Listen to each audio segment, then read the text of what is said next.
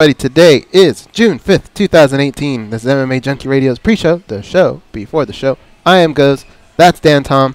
Over there in the background is Martin Stabillo, and then two older white people that are just kind of looking in, and now they're walking away. And in New York is producer Danny and my best friend Pete. No, I'm just kidding. Hey. That's what Danny does on his show, which kind of angers me because I've been trying to get him to do this for the longest time, and he won't do it. And Martin, you listen to Danny's show, so you would appreciate this. I try and get Danny, instead of saying my best friend Pete, I would like him one day just to say my best friend Feet, and he won't do it. And I just wanted to see if people would catch on. It's not that I won't do it. It's that it's too much of a tongue twister, and you don't understand. We've already been drinking before the show starts. My best friend Pete, or no, my best friend Feet. That's all you got to say. Best friend. My best friend Feet. My the best friend part is the hard part. The best friend is the hard part. That, and then with Danny's challenged tongue, I don't know if he'll be able to do that. Can we talk about that, Danny? Your tongue? Yeah, I don't have a problem with that. Whoa. Danny has a tongue that, I guess the thing that you have on the bottom that attaches your tongue to the bottom of your mouth. His is like extra long or something? What is it? No, Danny? Mine's attached to the tip of my tongue. Oh, all the way to the tip of his tongue. Yeah, so like when I stick my tongue out, my tongue is actually rolling under. Shut up! I don't have a 38. I hope your dad kept the receipt. He's got to go back to the hospital. Why did you give me? This pay is defective. It says a 30-year-old man. Yeah. You can't get that clipped or something? I could. It hurts a lot more now than it does. Like most people, they'll do it they'll do it to their kids, so you don't remember it. But it hurts now. That's what I heard. I have a friend who got there circumcised. All right. This thing's giving me a heart attack every morning. This is your captain. We are making our descent into Las Vegas McCarran Airport. It shows On a plane. behalf of our crew, we'd like to thank you for flying MMAjunkie Airlines. Now please fasten your seatbelts and put your tray tables in your upright position because the descent is going to be a little bit bumpy. Alright, Junkie Nation, it's time to roll, baby, on MMA Junkie Radio with Gorgeous George and Gold. This is what we doing while we do it, baby. All night long, we rollin'! Yeah!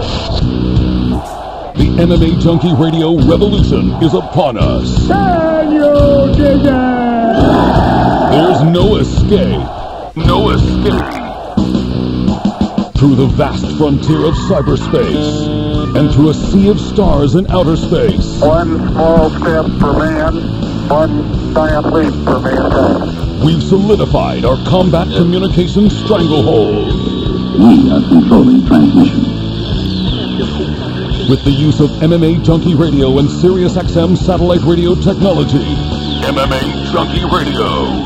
Commence transmission.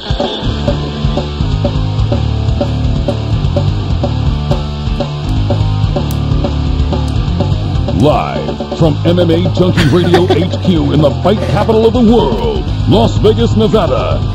Here are your hosts, Gorgeous George and Goes. From the fight capital of the world, inside the beautiful Mandalay Bay Racing Sportsbook, you are listening to the MMA Junkie Radio Show, the only show that matters. I'm your host, Gorgeous George. With me as always is the devious and dastardly Goes, our East co-host. To my left, the fight analyst, Dan Tom. Back east, producing Danny Otto. What's up? What up? What's going on? Morning. Everybody else is in a good mood today, or not? I got some sleep, so I'm feeling better. GG? Yeah. Danny? Yeah. All right. Today we have Martin Stabillo from Hawaii came in, visited us, and brought us gifts. I see that. We're gonna have to talk about everything we got going on the desk because we have a lot. We have bobbleheads to talk about. We have these. What do we call them? Pops. Pops. These are called pops. Funko Pops. Funko Pops. All right. I want to remind people to vote for us for best media source for 2017. Yes, they know. We know. We all know that this is usually done earlier in the year to recognize those from 2017. But the World MMA Awards take place on July 3rd. And the Junkie family has we're up for 3 awards. The website, Best Media Source, they call it. 5-time winners. We'd like to win it a 6th time. We would love to have your vote, especially if you dig us like I think you do. I believe we're the best in the business, so I know I had no problem. I had a clean conscience voting. I put MMA Junkie. And then we also have Journalist of the Year, John Morgan, who's out in Chicago covering UFC 225, or is traveling today, but he'll be there, along with Ken Hathaway. So he's up for Best Journalist. And then in Best MMA Programming, they have Junkie Radio. So that's us. And again, I think it's important that everyone votes. It's fan-driven. There have been, so many different distinguished winners throughout the years. And for those that said, no, it's rigged, it's this, it's that, you're silly.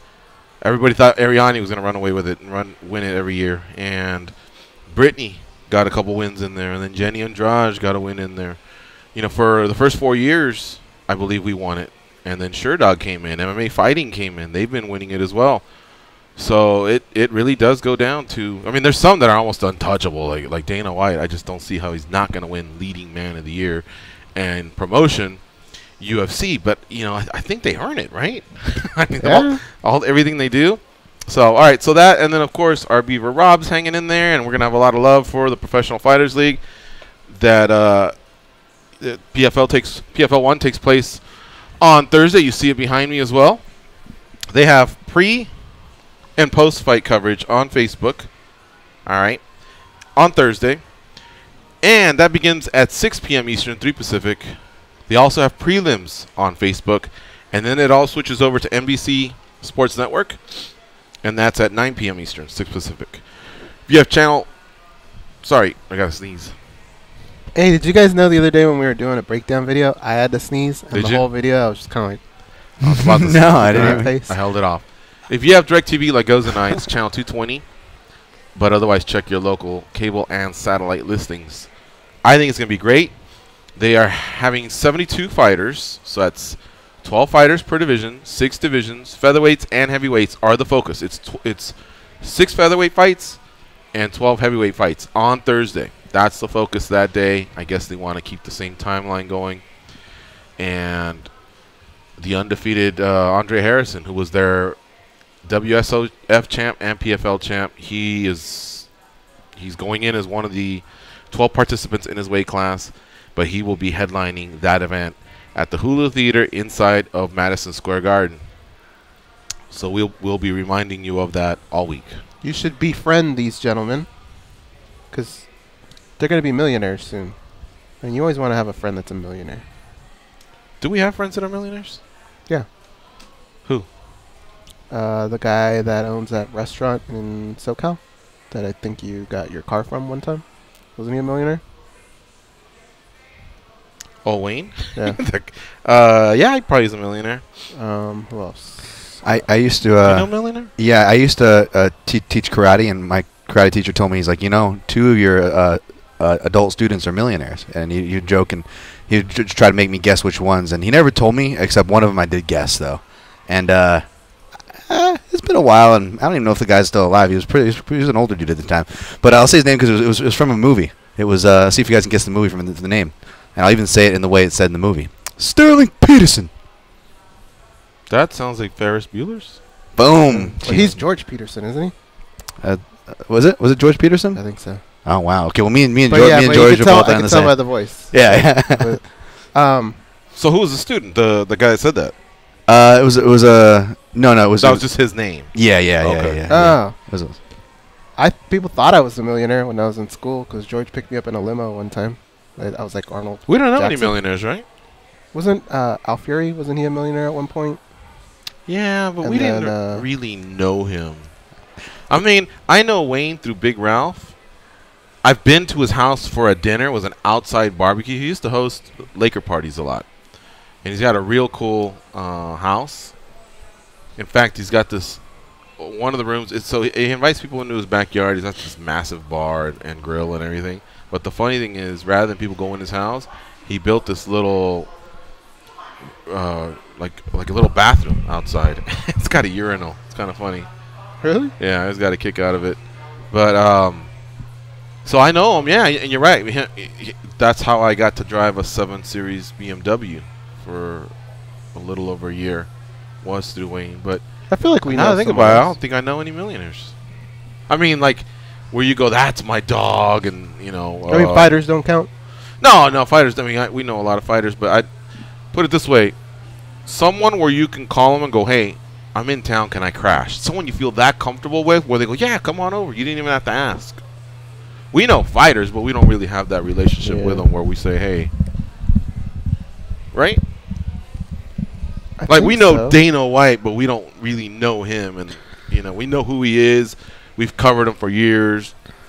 But I don't believe he's a millionaire. I don't believe. I'm sorry. Well, he is crash at his house. No, yeah. What about this? I used to crash at my uncle's in Culver City's house, and it was like up on this hill where it was like multi-million-dollar houses, and even their house was close to being up there. But I don't think they're millionaires, but their property, you know, they're up there. And I'd always crash out. I'd go to shows if I didn't do a drive back to California and because I'd always go like the Chain Reaction on Orange County and stuff, and I'd be like, oh, Culver City's pretty close. I would just go crash at his place, but I don't think he was a millionaire. Yeah. All right. Well, that's disappointing. How'd we get on this topic? Because it's a PFL. PFL, that's right. Jared Rosholt. He ain't a millionaire. I'm cool with him. No, but if he were to win, Oh. I firmly believe that if I was in Texas and I were to go, man, I've been driving cross country, I'm beat, can I crash on you? I think he'd do it. We have a pretty cool relationship through the 49ers. Yeah, I could see that. He's a nice guy, too. And like, we just get the random text from time to time. But really, I really, in fact, don't know him well, but I'm pretty comfortable with the way we bullshit about the Niners or other stuff. But he could possibly win it. He'd be a good one. He went 6-2 in the UFC. Was he your pick to win it in the heavyweight? Who was your pick? My original pick was Dennis Goltsov, and he was out of there. Jared Rosholt's a favorite to win, but I think he's got at least a style that won't get him hurt. Yeah. I think I ended up going with Sean Jordan though. Actually, Sean Jordan. I just you know the Black Beast southpaw 2 heavyweight. times. Yeah, I mean he's a finisher. And Which Mitrione, right? Yeah, I mean, because that's the thing. They want, you know, the finishes are going to get you points the way they have their regular season put out. So it kind of made you shift your decision. Where even like a guy like Harrison, who deserves to be #1 seed, right? But that's the one criticism. He's got a similar criticism as Rosholt, where as dominant, as good as he is, as much potential as he's got. You know, is the PFL format going to make these guys change their game? Well, 8 out of 12 advance. So 4 get left out. If you go at least 2-0, you're not getting left out. I got to imagine, right? Right? Yeah. Yeah. I mean, the only thing you might wind up doing is if the points, aside from the records, count towards the seeding, you could be 2-0 and be like a 6 seed and face a 3 seed, maybe. Yeah. Whereas you would believe you'd be a 1 or 2 seed, but your points didn't add up. Maybe that's all I can see. So you just might have a tougher matchup. But remember, once they get into the fall and we reach playoffs, they got to fight twice in one night. That right there is going to be a real shakeup.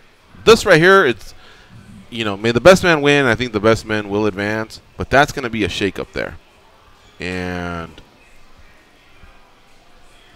then, of course, you get to the finals, and whoever rises the occasion. How about the Vegas Golden Knights, guys? Let's get that one out of the way. That was it was a shellacking. It was 4-0 until they scored the last 2 goals. There was a bit of a glimmer of hope because with 6 minutes left, they scored the second goal. And so anything can happen. The one thing Vegas can do is score a lot of goals quickly. But not in this series. Yeah, but the Capitals had just built up, you know, that lead, that cushion. I mean, had it been 3-2, it would have been interesting to get into an overtime and put pressure on the team that, remember I said they won 4 in Tampa? The reason they got to do that is because they won 7 games, and it's because they lost 3 in Washington. But they have held court in Washington. They went 2-0. They stole 1 here. They're up 3-1. They come back and play here on Thursday.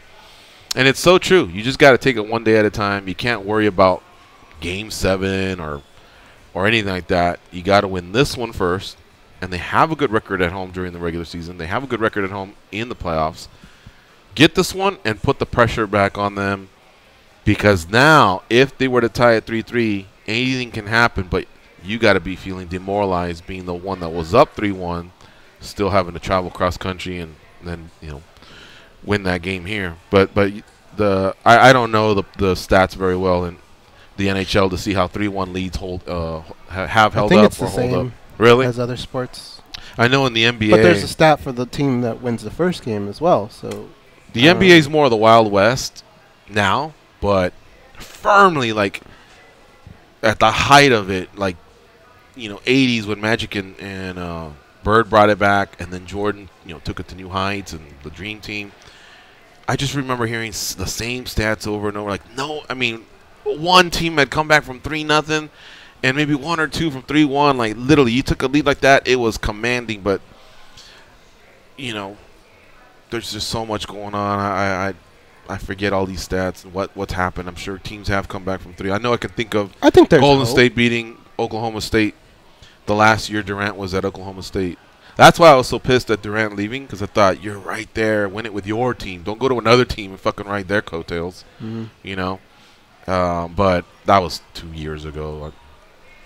Now he's with G State. And they're doing their thing. You got to tip your hat. I mean, they're a good team. It's not like they're being exposed as a bad team. Who? The Knights. I just think the Capitals are playing well. They're outplaying them. They've been outcoached. They're more effective on the power plays. Like, we're just not doing anything on our power plays, and we're getting scored on. So if we come home, win a game, go back there and steal one, now it's a brand new series, and you just hope that we crush them here at home. I mean, it sounds crazy, but just being there sounded crazy at the beginning of the year, right? And they pulled it off. So that's what I was telling Marcel. I told him, I feel like we're playing with house money with this whole Vegas Golden Knights thing, because an expansion team, you're probably thinking, well, maybe they win 20 and get better the next year and blah, blah, blah. No one would have imagined this. So to get this close will be a disappointment for a lot of the hardcore Vegas Golden Knight fans, the season ticket, the ones that rode with them all year. So that'll suck, because, I mean, there's teams that, like I told you the other day, I was reading an article, Toronto hasn't won one in 40-some years, and they're a franchise that's respected in the NHL. They're one of the originals. So it's tough to get there, and to get there in year one, they come up short, it's just going to suck for everyone. But the fans went a little overboard when they started planning parades and parade routes and shit like that. Did that happen here? Yeah. But oh, yeah, the mayor, right? Should it go down the strip? Well, that's right. But the players never went that route. So I can understand where other people from different states that support other teams, or in Canada, how they could think our fans were shitbags a little bit for doing that. But the players never once acted that way. And every time it got brought up to them, they said, we still have one more series to go. We're not even thinking about that stuff. So Aaron Fisher was saying that the other day on Facebook. He said the fans have been insufferable. Well, I don't know. But when John McDonald, John from Charleston, said, how so? He didn't list anything. He just said, like, because, like, that was it. So I wanted to know, but that would be what you just said. That wouldn't make them insufferable. But yeah, that would annoy me. Like, come on, calm down. Win the damn thing first. You can't tell them to act like they've been there, because some of them haven't. This is a city that hasn't had a pro franchise, but you could tell them, learn from other teams and how it's done, and it's a long journey, man. But what are you gonna do? The 7-game series usually sorts it out. The better team wins, no matter what. There is no excuse. Alonzo Mourning was a poor loser. He used to play a center for the Charlotte Hornets, and then with the Miami Heat. And I swear I heard him 5 straight times. When the series was over, they'd always go to the better players on the other team.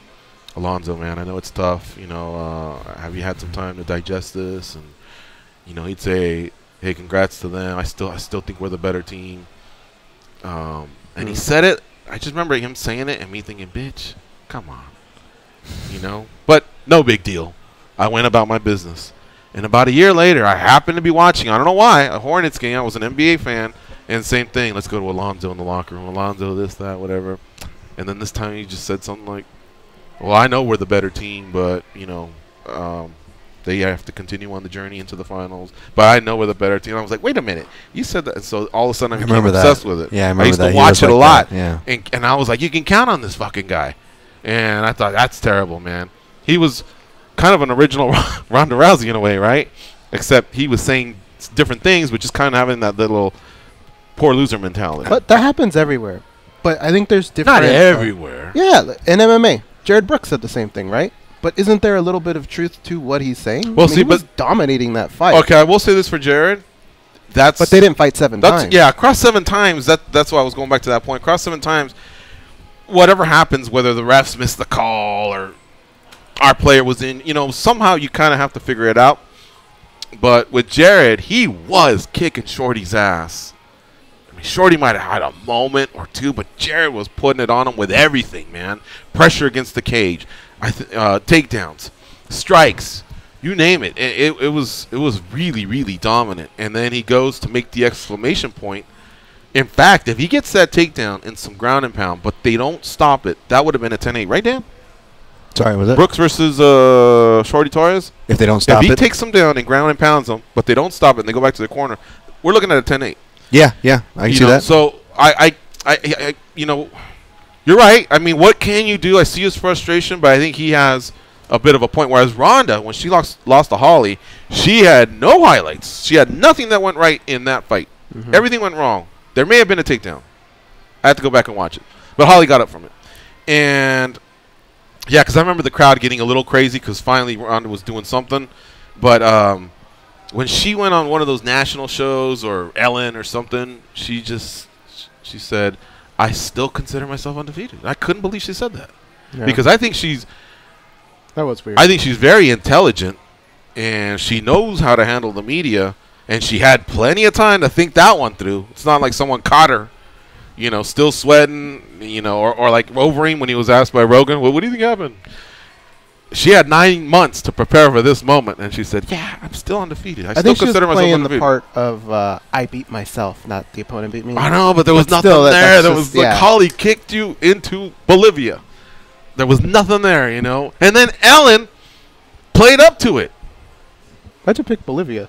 Because people say instead of Oblivion, they say Bolivia. Or I've caught that on the underground or some of the forums. Bolivia, that's funny. Somebody said that. He knocked him into Bolivia, and then once you mess up, that's a tag, lasts forever. Is it like Chocolate Al? Chocolate Al, and somebody once put, instead of owned, they made a mistake and put P instead of the O. Yeah. NWED with... I think you got to put 3 exclamation points and 3 1s, so you could tell that person was pissed and just hit everything, and then that just became a staple. But I think you got to do it right. I think you got to do it with the P, and then the 3 exclamation points with 3 1s right after it. But you'd agree, it kind of happens in every sport. You're always going to have that. I mean, there's always going to be that person who just feels like they didn't lose. They had the better team. So I'll conclude with this. At least I feel like with Jared, he had a solid point. That's the first time I've heard it. With Ronda, she didn't have a solid point. She was not winning the fight, and she had 9 months. This guy's still on 24 hours. He posted something that night. I think that's where you're getting it, right? Ronda had time to prepare it. She still considers herself undefeated. Even the interviewer went along with it. That just looked like ridiculousness to me. And then Alonzo was, like I said, at least 3 to 5 years in a row. He got asked the same question. He still felt like he was the better team. I couldn't believe he would bring himself to keep saying that. Like, I would have thought Larry Johnson or someone would have pulled him aside, Muggsy Bogues or someone. Bro, you got to stop saying that. I mean, they fucking beat us. They put it to us. We choked. We didn't come through, whatever. You look dumb. Muggsy should have pulled him aside and went, yeah, hey, Alonzo. I don't mean to pull on your shorts. Charlotte was one of my teams in NBA Jam, man. Was it? Yeah, that was a 2-on-2 one? Yep, yeah. Do you remember Arch Rivals? That was fun, too. Oh, yeah. They did like a street ball version. The commentary was different. I only played. What was the one with All Night? That was his name, right? Yeah, Bullseye Bond and Air All Night. I don't remember what it was called. Was that the one where I could take over and beat you if I wanted to? I don't know. There was a game. I think it was basketball. Was it Double Dribble? Double Dribble was the one where you found... God, this guy was the king of, like, shortcuts, and he would shoot from half court, and it would go in every time. Or there was, like, a spot, too, where he knew where to... Oh, he knew that was rigged. I hated it. He was real into his games, right? And he would sit Indian style right in front of the TV. Maybe, like, 2 feet in between. So my buddy Woody, when he'd come over, as you can see me walking in here right as the show started, I was just always running late, right? And... so Woody would come over, and I'd be just putting the finishing touches. And so him and so Goes would go, you want to play? And he goes, all right. And they'd play. But a lot of times, they'd talk shit to each other. But Goes was so focused that if Woody was losing, like 6 minutes left, he's down by 10, I'd go, shh. He'd hand me the controller, Goes wouldn't see. And boom, I get him back like a 2-3 point lead, and then like we didn't want to get caught to give it back to Woody. It took him probably a few months to finally catch us. I think. That I think wasn't my even mom the worst busted me or one. something. That's but he'd be like, hilarious. damn it, you know, like because he's right. I don't know if it was necessary. I just had. I don't know how half court goes. It was just the David guy that Robinson's basketball. I promise you. David You had Robinson's? one that was half court. No, double dribble was half court, and then like from right here, you Right. could always hit it. It was David Robinson's basketball on Genesis, but that's not the worst thing he did to me. The worst thing he used to do was when we would play Madden, George would sit behind his friends, and so what he would do is he would look and see what I picked, and then it gives you the option A, B, or C. So he would just tap his friend on that side of his back. So if it was Which B in the defense? middle, on A Right. on his left rib, on the right, and so he would always know where I'm going, and it would fucking drive me crazy because he would suck when George wasn't around, but when George was around, he was the king. Wait. If David Robinson had a game called Double Dribble, then Tim Duncan must have had a game called Traveling. Yeah, really. Like, am I just imagining the thing? Because Tim Duncan's early career, I didn't follow his late career, but it felt like his early career, he was the biggest freaking traveler in the world, and he never got called for it. So much so You even mean when, those moves in the pivot? well, even when like TNT, when they do their promos, like watch basketball, they were using Tim Duncan because he was the hot stuff, right? He was new, and even in the promos they were cutting, me and my friends would laugh like, look, they're choosing the footage where he's clearly traveling or double dribbling and like having double contact on the ball and continuing to go. Like he was the worst, and I didn't hate on him because I was a fan of that team and Vinny Del Negro and all those guys. But I was like, how is this guy not getting called for traveling? Sorry, random tangent. You want to see a ridiculous one? I'll pull it up during the commercial in a second. Danny Ainge once got the ball against the Lakers, and he got it and ran with it, carried it, and then put it down. Like I mean. What out in the open? It wasn't even one of those pivots where you're like faking and the other guy's defending or nothing like that. I mean, it was ridiculous.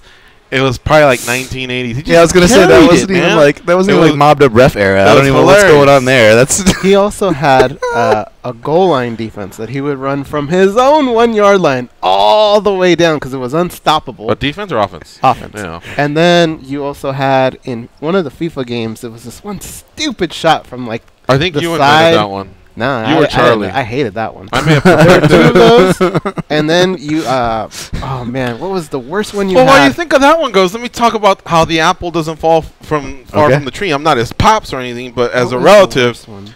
let me tell you about the time Elvis Johnson. You know Elvis? Yeah. Mike Johnson Yeah, comes yeah. around from time to time. Kurt Conveyor Belt? Yes, Kurt Conveyor Belt. All right. So goes from his buddy Scott, I believe, or someone. They found Kurt Conveyor was a middle linebacker, and if you ran this guy up the middle, you could not pass because he would sack you. And pretty much this guy was just like Bo Jackson in Tecmo Bowl. Tecmo Bowl. I mean, this guy was all over the field. You couldn't punt, you couldn't kick a field goal, and you couldn't pass because he would just blast right through. I think it was Tough Bronco was the defense, wasn't it? No. That's actually another one of yours. Tough Bronco was the defense. You couldn't do anything but run it. And I mean, after a while, if someone gets the right defense, it's fucking 3rd and 10. I'm telling you, Dan, you could not He was pass just it a dominant player. unless There's you got no defense. If you got in some sort of a shotgun, the only thing you had a chance was maybe like if it was a hand grenade and you just went hike and then just threw it and hope somebody caught it. It was incredible. And I remember Mike Johnson going, "What the fuck?" He goes, "This fuck." He called him Kurt Conveyor Belt because he couldn't pronounce it. He goes, Kurt Conveyor Belt. This motherfucker, I can't get nothing off. And goes is sitting there laughing his ass off. So you ruined games too. There was no code to that. He was just for some reason a dominant player, and it depended on like I think it was the team that he picked just couldn't stop him. But there was no code to that. He had it was like 4th and 30, but you couldn't punt it. If you played Tecmo Bowl, George would play with the Giants, and the reason he would do that is because if you take who was their tight end? Starts with a B. Mark Bavaro. Mark Bavaro. Anytime you kicked the extra point, for some reason, Mark Bavaro was a beast, and he was fast enough to run and block your extra point. So if you knew you were playing George, you knew every touchdown you scored was only 6 points because there's no way you could get the extra point. That was annoying. And then in bases loaded, I had this player, Fendi, and he was dominant. He'd hit home runs. He was great. George figured out that if he just beams him, Fendi would get upset and fight you and get kicked out of the game, and then I'd be fucked with all the other losers on the team. He had so many things that would drive me crazy as a kid. Dude, I wouldn't have been able to play. Figure him out, and there was just no stopping him. I wouldn't have been able to play with you guys. I'd have been like, F that, man. Like, I wouldn't be able to get anything off. Like, I would play football against my friends, and I didn't know. And eventually, I get my ass kicked so bad to where the fun I got from the game was just running the quarterback every time. This is more PlayStation era now. just running the quarterback every time I could because my goal was not to win, was to get to like the fourth string quarterback if it was a game with injuries. Like, at a certain point, are you trying to play me or injure your players? I'm like, a little both. All right, we got to take a break. Getting heated. We're going to talk to Duke Roufus when we come back. Let's take Marco real fast. Marco from Wake's been waiting, and we'll get him out of the way. What's up, Marco? Marco, ¿qué pasa, dude? ¿Qué pasa, man? What's up? You guys are me back with Tecmo Bowl and Madden and all those stupid games, man. Oh, Jesus Christ, that's so funny. Hey, Jared Brooks, man, oddly enough, not only made a Sports Center, but the guys of PTI were talking about his self-knockout. Those two dinosaurs talking MMA, man. They threw some shit on him because he lost. He scored an own goal on himself by knocking himself out. And even himself gave himself he said, I beat you 9 out of 10 times, and the only time you beat me is when I knock myself out. Even himself gave himself a 10% chance of knocking himself out again. Yeah, just shut up and fight and win a fight. I know. Okay, look, what he's saying, from the way I saw the fight, it almost looks like one of those where he's got that guy's number. But you're right. The fight happened. On short notice, the other guy won, and that's that. I think there's a medium that he could have found where he could have said, hey, let's run it back. You know I was kicking your ass.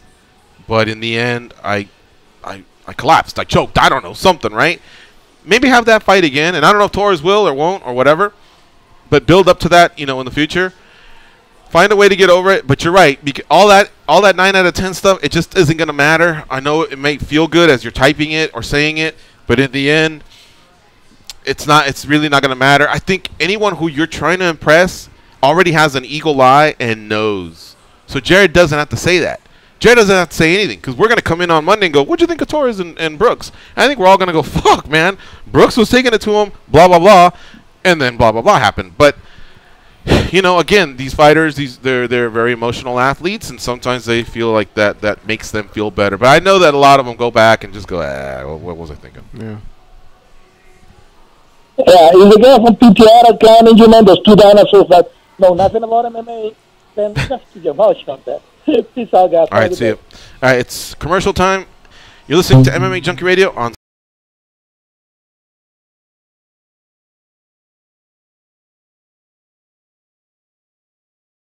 5. He'll be cornering Sergio Pettis and CM Punk. We'll be right back.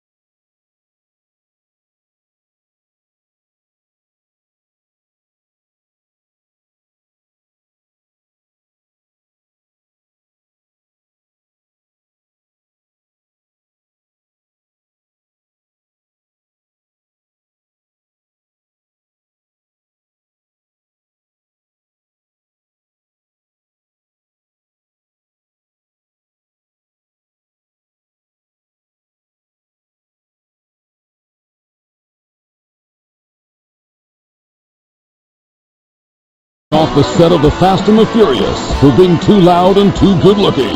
Once again, here's Gorgeous George and Goes. The Vegas Golden Knights aren't just the talk of the NHL and the sports world. They're the talk of the town in Las Vegas. Follow the money while you follow this expansion team's quest for the Stanley Cup on the only channel broadcasting live from a Las Vegas Sportsbook, the Vegas Stats and Information Network. Odds are you'll like what you hear on SiriusXM Channel 204. The Vegas Golden Knights are down 3-1, but we have not lost faith. So we'll see what's up on Thursday when the Washington Capitals visit the Vegas Golden Knights. Now let's switch our focus to UFC 225 taking place on Saturday. One of the coaches that you'll see cage side, and you see him pretty much every weekend of the year because he's got a great team out there in Milwaukee. It's called Roufus Sport.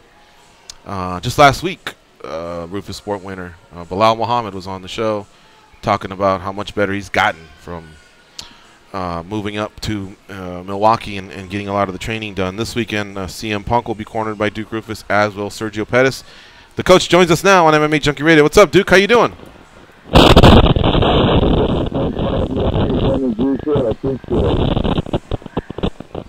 Hey, Coach. Can you hear us? Yeah. Okay. It sounded a little rough there. Yeah, I think we have a bad connection. Oh, no. Modern technology is ruining us. You're starting to sound a little better, but... Coach, can we just call you right back? Better? Yeah, can we just call you right back? Yeah. All right, we're going to do that. Our producer will call you right now. All right, thank you, sir. All right, Dan, if you can get him back. That was really, really muffled. And Could that have been the worst connection we've ever had in the history of the show? Either we that, powered through some, but I know that his gym, Paul Felder, lives there, and he says he's got they're in a basement. So I don't know if he's there or what. It sounded like that movie Frequency, so maybe Roufus was calling from the future, and he was trying to give us results, and we just ruined it. I never seen that movie, but I finally saw that Liam Neeson one. I wanted to see what is he? The interrogator, the engineer, the commuter. He's the commuter now? Oh, my God, dude. Is it good? For the first 15 minutes, you're like, oh, fuck, they're building it up nicely. Liam's going to do his thing. And then between the silly music and the silly plot, and it never ended, there was some good fight scenes that they set up but for the 3D audience. But it was a disappointment. And I'm a big Liam Neeson fan, but now I know why it wasn't in the movies 2 weeks after I went to see it. Yeah. They already canned that shit. All right, the coach joins us now on MMA Junkie Radio. Hello, Duke. Hello. Hey, there we go. That sounds really crystal clear. Love it. All right. So, Coach, this weekend, man, what is it, a 2-hour drive? I mean, we can call it a home game. I'm sure there's going to be a lot of... it is. Hour and 15 on the train for me. There you go. All right. You got Pettis, CM Punk, any other fighters that have, migrated over to your camp or that we just may not know about that you'll be cornering, or is it just those two? Just those two. I mean, it's a crazy stacked card this weekend, so just honored to be in sweet home Chicago, and my kind of town, as Francis Albert Sinatra calls it. Excited for CM Punk fighting in his hometown, and obviously Sergio to get a chance to do the business. How much better has CM Punk gotten in the last couple years since his first fight? Way better. I mean, the first one is a roll with the dice. You got to take a gamble and see how your guy's gonna react in there and deal with a real fist fight. That being said, Mickey Gall was a very tough opponent, and it was a tough first draw. But I'm glad he got someone like Mickey Gall, because when someone will take the licks that he did and the setbacks and want to come back for more, I know that he's made of something special. He has the intestinal fortitude to be a fighter. I mean, it wasn't easy way to lose, and his enthusiasm to continue on and get better has been special. And just this week, it all really came together where I call the sixth sense of fighting. Even guys that I've coached in the past of the UFC don't even have that, and he's starting to anticipate and get a feel for blending it all together. And he's had a fantastic peak out right here before the fight. I'm very optimistic for Saturday. Did you immediately know after the Gall fight that he would attempt to do this again, and were you immediately supportive, or did you guys have to construct some sort of a game plan so that he represented himself obviously better in the second fight than he did in the first? One, I knew he was going to do it. This was not a one and done type of thing. And then two, it's just whether it's him or any of the other guys, we all fail as athletes, as fighters in the arena. So you gotta have protocols in play to help these guys climb and shine again. So yeah, definitely, he wanted to do it again, and I think time has been his best asset with this, just getting better and better and understanding the subtle things about the fight game. I'm very happy with his progression. Now, we can say you've molded Sergio Pettis since he was an amateur all the way to being a professional. And you've done the same with CM Punk. Now, obviously with CM Punk, he came over from pro wrestling, so it's been two different kinds of journeys. But can you talk about, I guess, those two journeys, taking both fighters from almost nothing to what they are now? Oh, yeah, I mean, I love it all. I mean, Jared Gordon from Looking for a Fighter, Dana's show just joined our camp. So we're getting a lot of different fighters coming to us. John McDesky's had a lot of success. Paul Felder joining us. I like every coaching role, honestly. Working with Sir Kaufman, but I'm not gonna lie. Sergio is a personal passion for me and a professional passion for me because of, I've had him since he was 13 years old.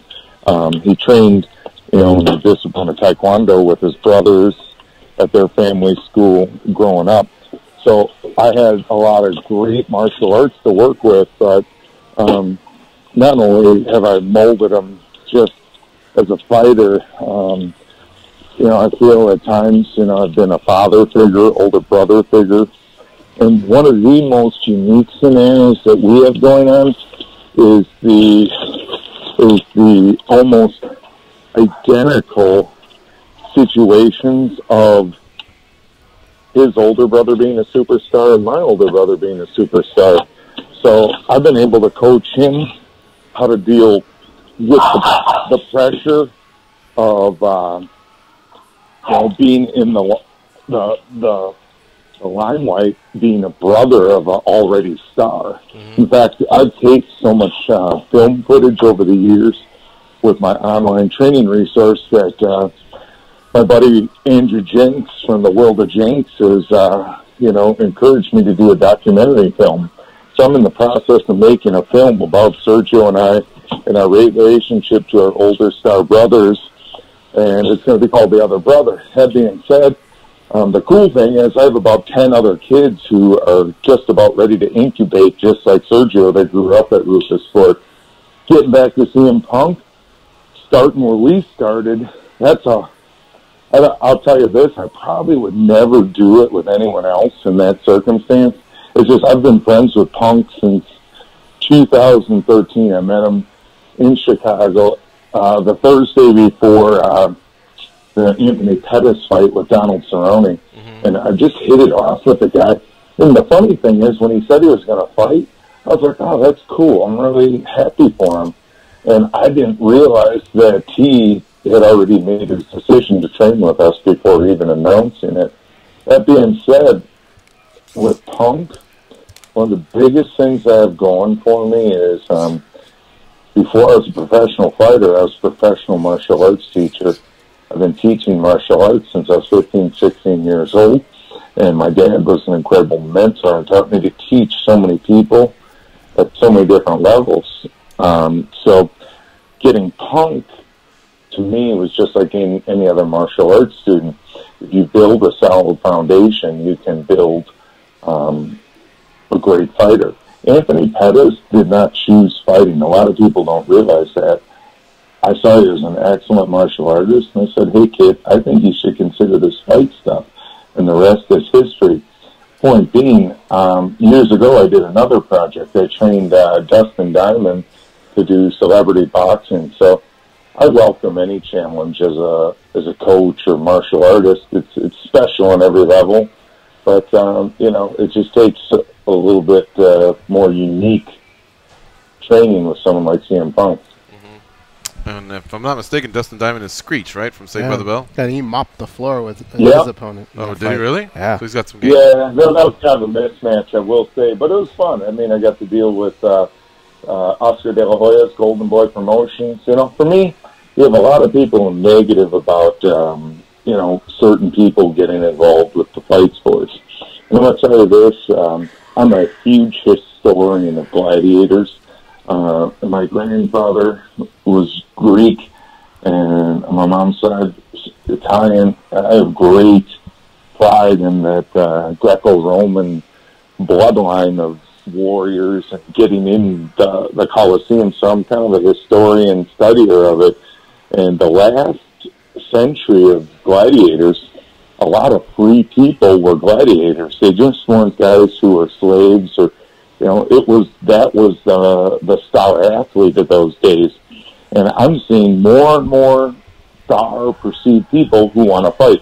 Even my buddy Mickey Rourke, who still occasionally wants to box, or you look at Tyron Woodley's got Wiz Khalifa, Snoop's training, Luda's training.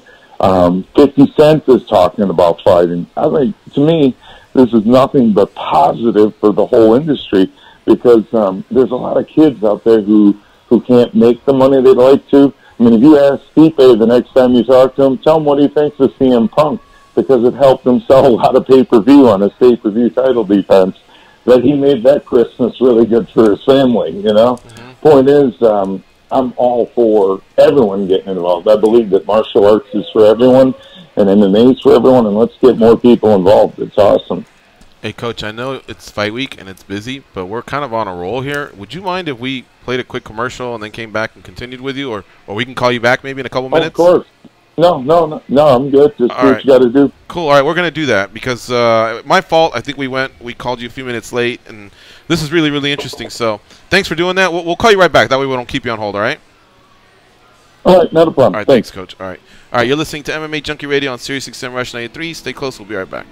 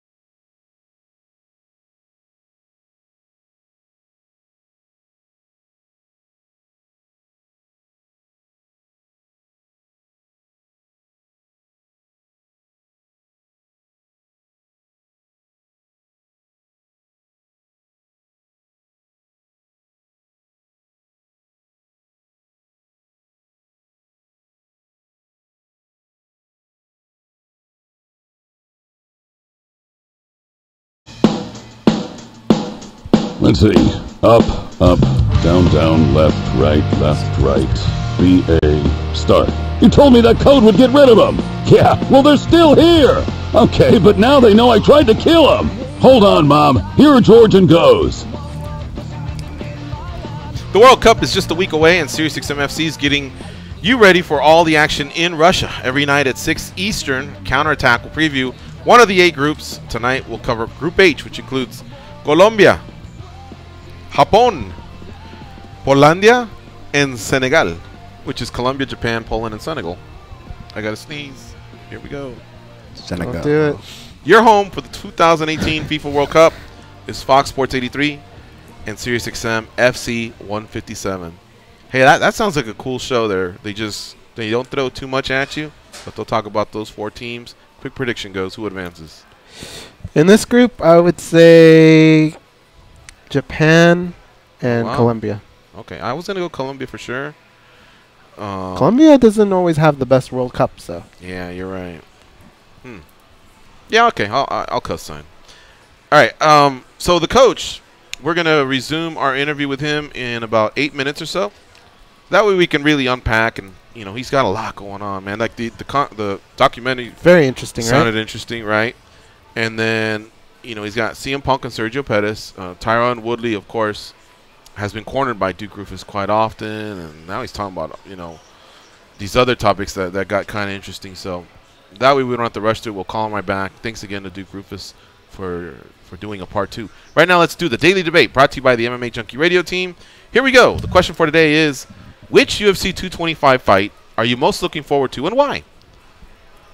We have Robert Whittaker versus Yoel Romero, Colby Covington versus Rafael dos Anjos, Phil CM Punk Brooks versus Mike Jackson, Curtis Blades versus Alistair Overeem. Dan Tom, who do you like? I gotta go with. Most looking forward to, and why? I gotta go with the co-main event. I think it's got the most heat behind it. It's a great matchup from a matchup perspective. The odds are really close. It's a competitive fight, but more so, I think it's the heat going into it. Colby Covington has done his job as far as getting people stirred up, and Rafael dos Anjos is more than happy to be the guy to step in there, especially with the interim title on the line. Goes. I got to co-sign. I mean, there's heat in that fight. I love heat. The main event is a rematch. It was a great fight, but we've already seen it. So this one is a different matchup that we haven't seen. A lot of talk leading into it. So I got to go with the co-main event. Yeah, I should have went first. I mean, you guys nailed it. That's what I like about the game, when there is some sort of a build-up. I think Whittaker and Romero is going to be outstanding at times, but I also think it's going to have some Till and Thompson moments because both guys respect each other, and they've already shared the octagon for 25 minutes. So I think the ending will be spectacular. I don't anticipate that going to decision, but man, I got to see, this Covington dos Anjos fight play out, and see how it's going to impact that division. Because Woodley proclaimed on our show last week that he's healthy and ready to go. But interesting note here. Let me quote you how this thing ended. Almost 2,000 votes came in. 42% went with Whittaker versus Romero. 38% went with Covington versus dos Anjos. Is that me? But look at this. 15% voted for CM Punk versus Mike Jackson. Oh. 5% Blades and Overeem, which helps out Dana's argument as far as like, hey, if Alistair, once he starts selling more pay-per-views, then CM Punk, come talk to me. Yeah. Even though I don't believe that's what the media was implying in Liverpool. I think what they meant was, how did that one get on, or how did Arlovsky and Tuivasa get on, and maybe not this one. But Dana focused his answer on CM Punk, but there are some answers there. Some people care about this fight. Look, I'm not a math wizard, but 2,000 votes, 10% would be 200, 15% would be 300. 300 people want to see that fight. It's interesting. The hardcores are still holding on to Whittaker and Romero because the incumbent is defending. The other one is an interim title, but still almost 40% love the heat. Someone's got to, either Kobe's got to shut up and take this loss, or he's the man. I'm feeling what he says. So really, really great question today, and fun and spirited debate. So there you go. That's today's Daily Debate, brought to you by the MMA Junkie Radio team. All right, we got about 90 seconds here. We're going to go to a commercial. Does Dan get down quickly or what? Yeah, he's got to. We got no choice. What's up, Dan from Oregon? Squeeze it in. What's up? What up, gentlemen? Man, did you see the news about what Dana White's saying. He's saying, let's get rid of the early weigh-ins. Yeah. UFC Russia is going to be on Fight Pass.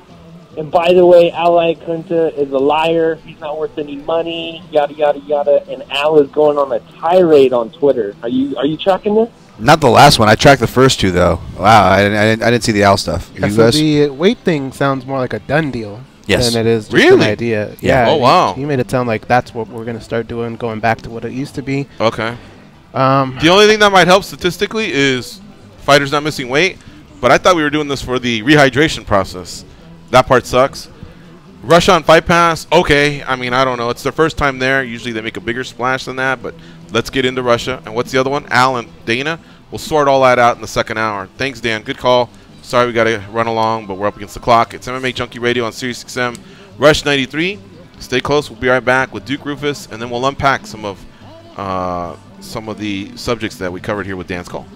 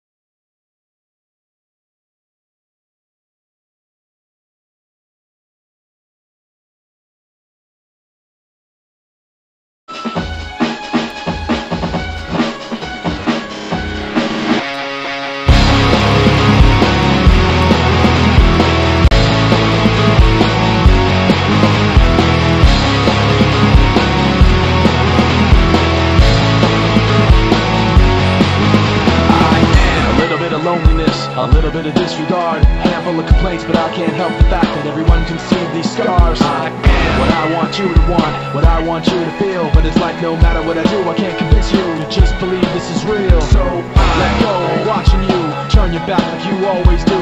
Face away and pretend that I'm not, but I'll be here cause you're all that I got. All right, here we go. It's the second hour of the MMA Junkie Radio Show. We're rejoined by Coach Duke Roufus, who, by the way, is up for Coach of the Year at the 2018 World MMA Awards. He is amongst fine company in Trevor Whitman, Faraz Zahabi, Matt Hume, and Dwayne Ludwig. He joins us again on the hotline. All right, Coach, thanks again for joining us here for some additional time. Oh, no worries. My pleasure. You guys are always awesome. Thank you, sir. This documentary, when will it be released? I don't know if we covered that part. It's in just the brainchild editing, and it's gonna not be out for a few more years because we got to wait for Sergio to get to the pinnacle. Gotcha. This is there's a film that was. I'm a huge movie junkie.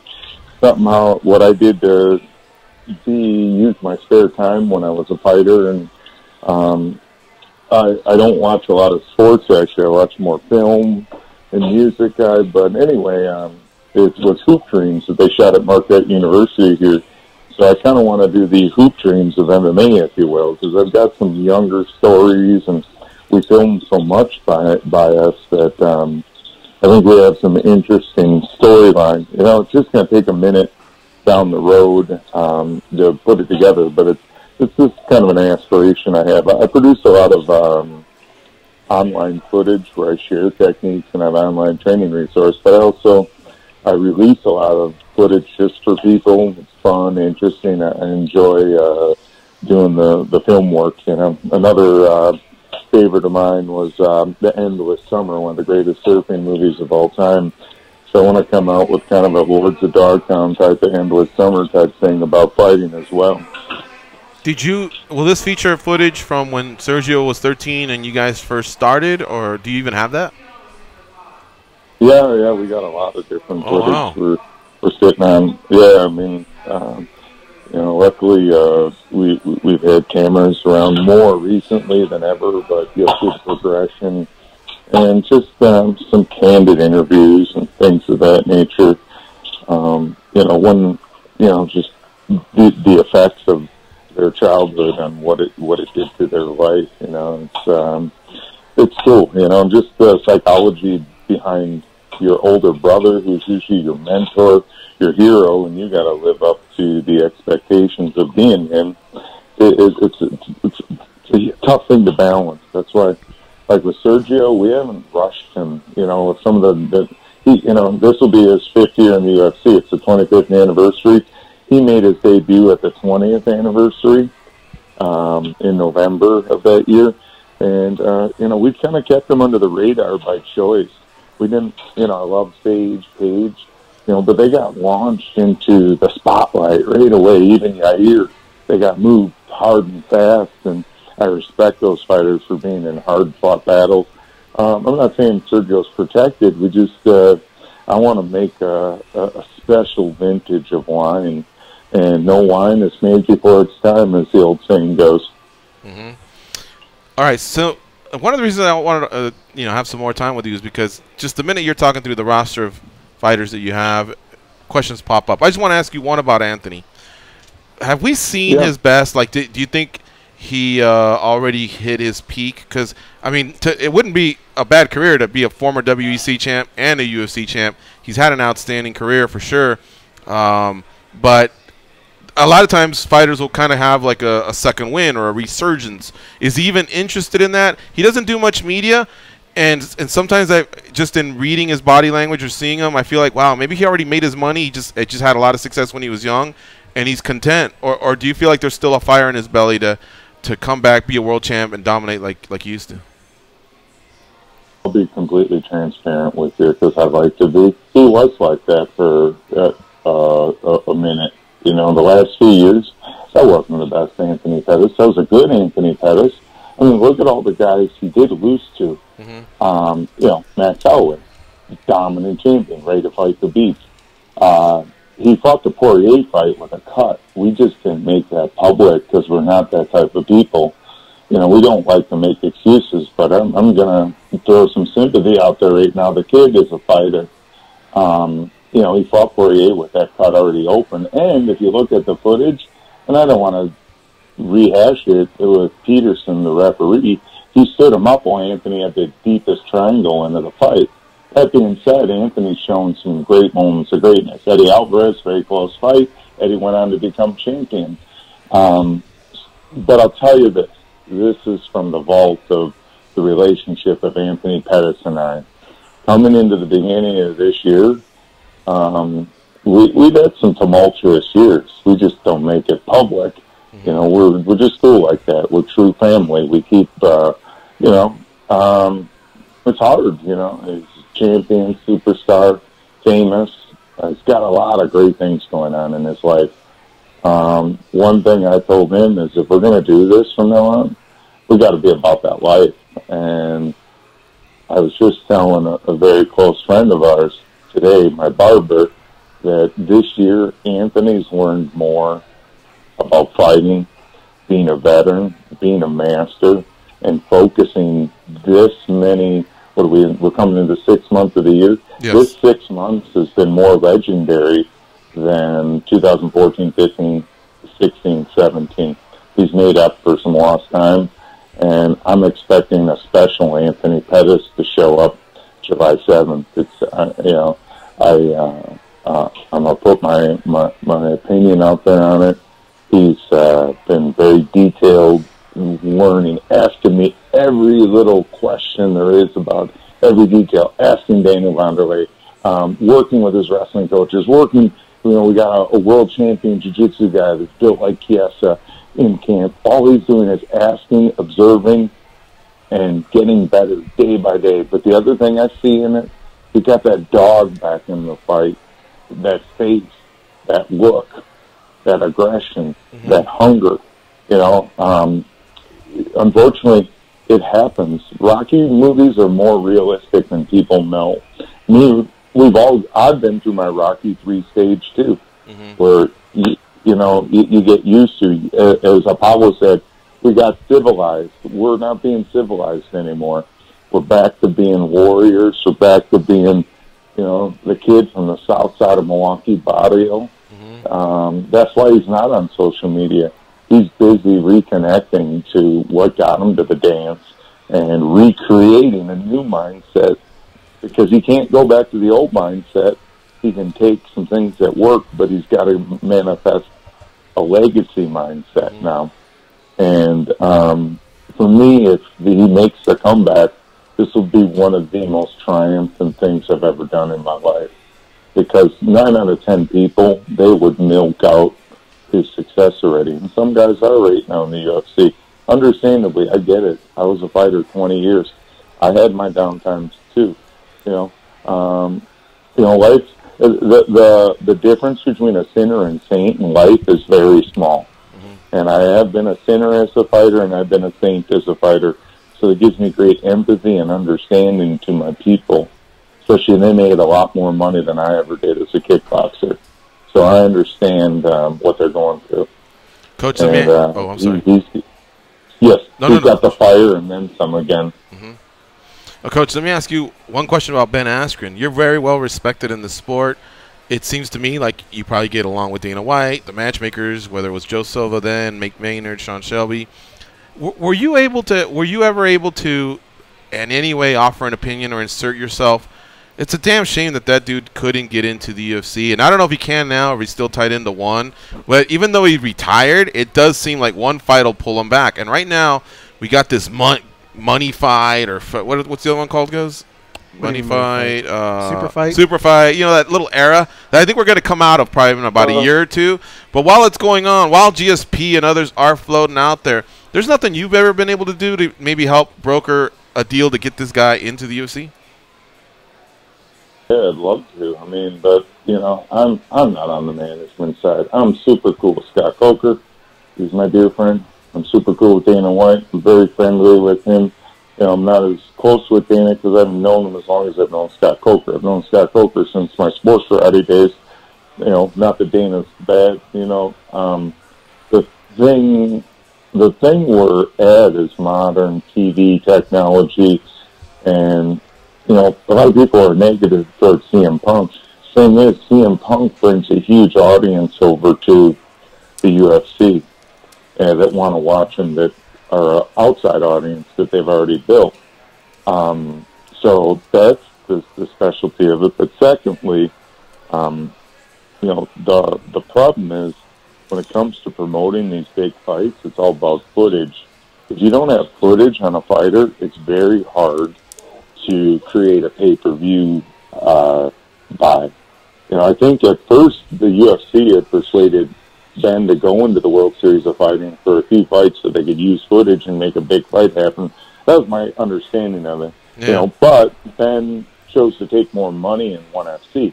And you can't fault a man. You never know when your last fight's going to be your last fight. So it's been a tough situation, you know, to see other people, because I do see the rewards that Tyron Woodley reaps as the UFC champion. You know, there's more zeros there than being the Bellator champion. No disrespect to Bellator. They pay well, too. It's just the UFC pays the best when you're on top. You know, I don't know the ONE FC numbers. That being said, I'll tell you the optimistic thing I say about this whole thing. I'm a fan of exciting fights, but at the end of the day, if you're good and, you know, you can't be beat, that's a fact, too. Yeah. And, you know, even in boxing, in K1, Sammy Schilt, some people didn't like the way Sammy Schilt fight, but he kept winning. And sooner or later, people who win get rewarded. And the long-winded moral of the story is Khabib, to me, has a very similar style to Ben Askren. Mm-hmm. So the optimistic thing about it for Ben is if we're going to promote guys like Khabib and fighters like that, even Usman, who are similar but different. He's not subbing people. He's not knocking out people. Well, then there's room for Ben Askren as well. Even Gregor Gillespie this past weekend, he had some Ben Askren attributes, you know. And as far as footage, I mean, he won the NCAA title twice. He was on the Olympic team in 2008.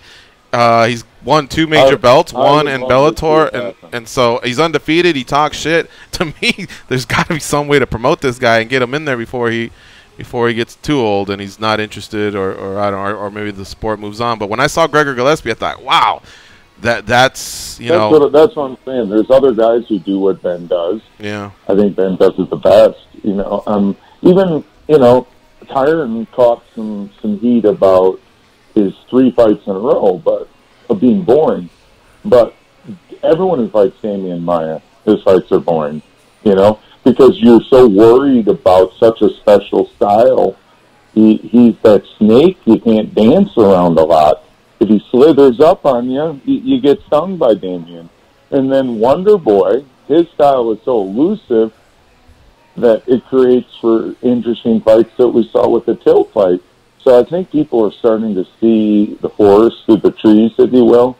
You know, people make judgments at first. Oh, Ben Askren's boring. Well, a lot of fighters, it's called prize fighting. When you put a big prize on the line, a lot of fighters are going to do what it takes to win, not what it does to make the Let's Bleed crowd happy. And I love those fans, too. That's what showed, you know, when we're having a great night, the Showtime kick's there. It's there. Sometimes it's just winning. You know, one of the greatest Muay Thai fighters on the planet, his name is Sanchez or Kingstar. I had the pleasure of training with his coaches for 2 years at the end of my K1 run. And he's very entertaining. But his last major fight in the stadium of Thailand, he was defeated by a 19-year-old kid that clinched him for 5 rounds. That's what you do to beat Sanchez or Kingstar.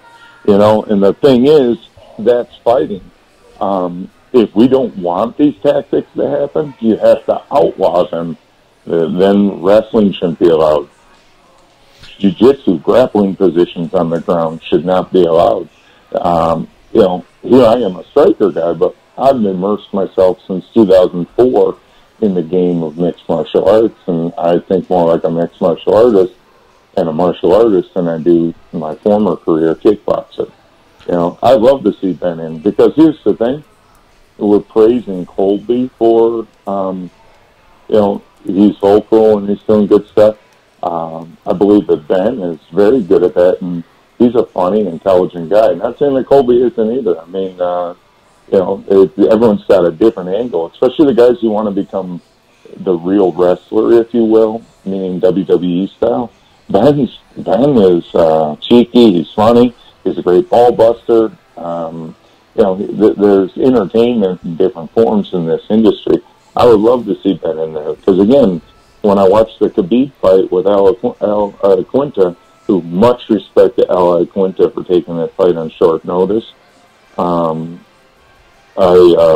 said, wow, this is Ben Askren.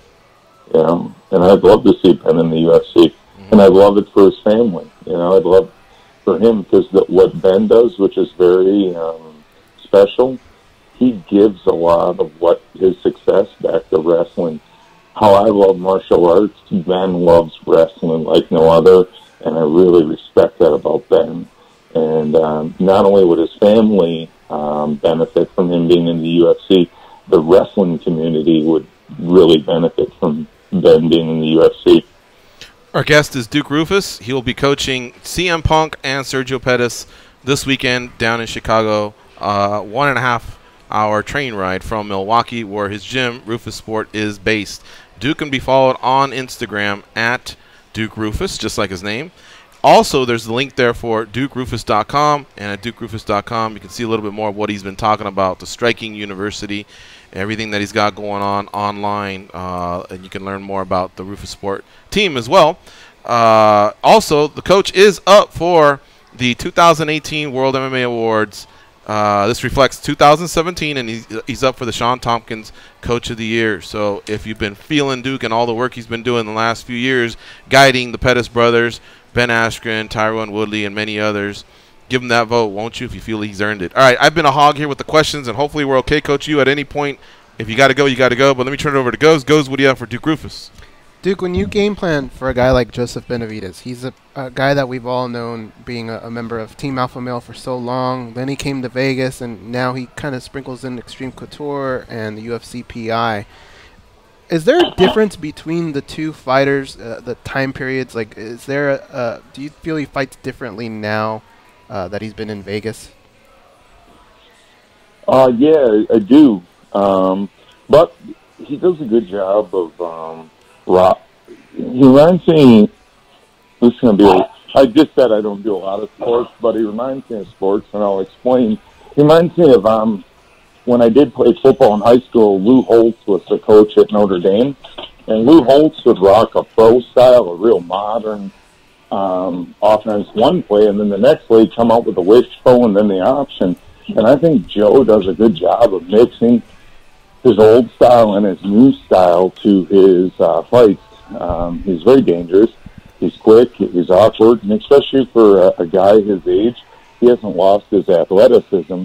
And that's something that we've been really focused on strongly for the fight. You know, I was thinking about something that you were talking about earlier, and it's becoming a gym owner and training fighters. That's not an easy task to take on.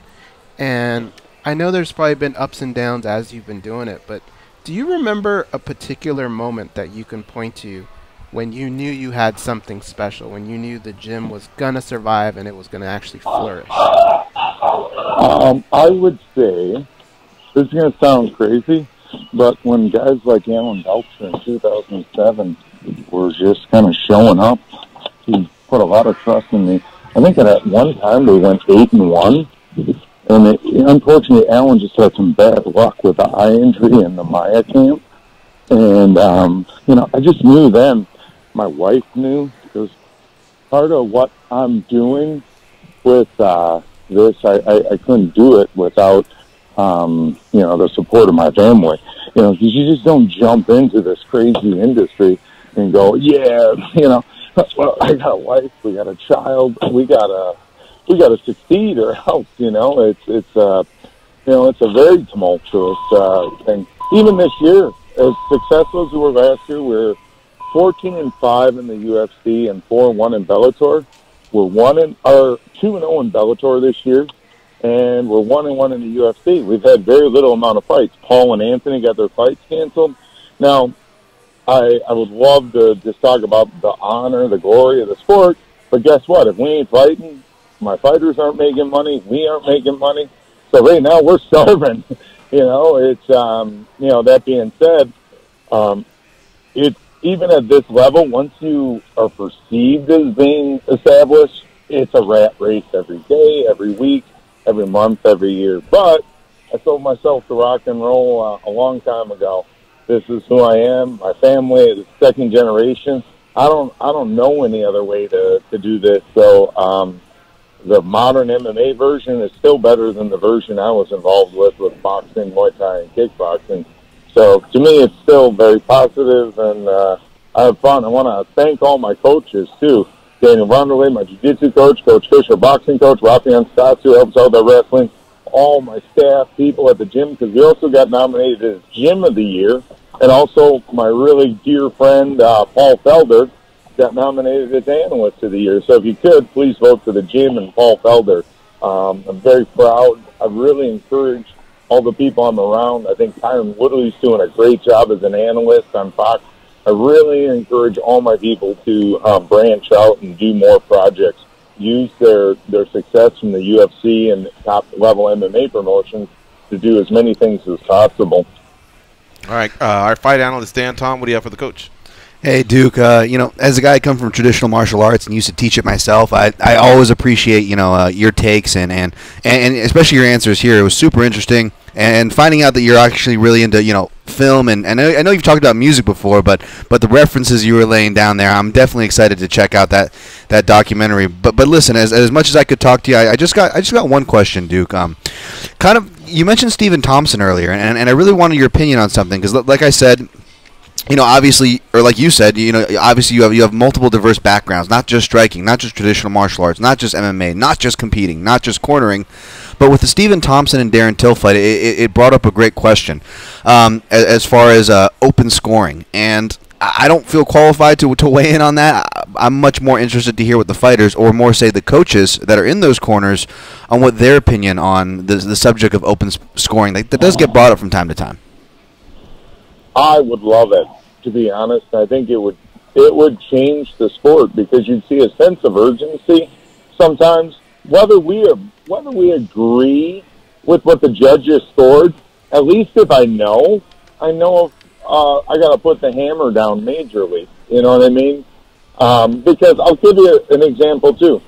One, I'm very proud of Rose Namajunas. Even though I don't train her anymore, she's becoming the potential we saw from her at a young age, and she did a great job of, not only beating the boogeyman that all the women were scared of, nullifying her, but the fight that were two fights I'll use that could use you open scoring. That fight, because from the thing is, reporters, you guys watch the most amount of fights. You probably watch way more fights than the guys who judge fights, honestly, because you do it every week. You cover fights, just like us and the fighters. Our palette of fighting is different than the judges, I believe. I believe the judges are swayed more by violence and big blows, where our palette is a lot higher. I used to work at a comedy cafe when I was first coming up, before I really took off as a fighter, and I got to meet a lot of great comedians. I got to know Dan Whitney, a.k.a. Larry the Cable Guy, a few other cool comedians, Billy Gardell, meet these neat guys. But the funny thing is, when you hang out with comedians, their humor together is so off filter of what popular comedians would say. It's just wild. But that's how I feel about us in the fight community. We look at the fight so sophisticated. So going back to the Rose and Joanna fight, Joanna threw more strikes. She thought she won. But what happened is Rose landed the more decisive blows, and that's where it gets tricky scoring these fights. And I agree with the more decisive blows. Decisive blows are what make the fans of our sport, not how many strikes you throw. People want to see us going for home runs. Same thing. The Wonder Boy Darren Till fight is, I still kind of etched it out to Steven, but again, it goes back to like the Ray Leonard and Marvin Hagler fight years ago. Who won that fight? Ray threw the volume, and early in the round, he dropped some volume, and every 30 seconds, he's the guy who created the 30-second timer to be built in every gym. He would go gonzo 30 seconds and steal rounds, as the term came up. But I think open scoring would change fighting sports across the board. LeBron knows well, maybe he doesn't, but, these ball players know what the score is, what the situation is, and that's where the magic happens. Like a Michael Jordan, the Reggie Jackson hitting Mr. October. He knows he needs to hit a home run now, or Pele needs to kick the ball through the goal for Brazil. I think open scoring would be awesome. It would help accentuate the excitement of our sport.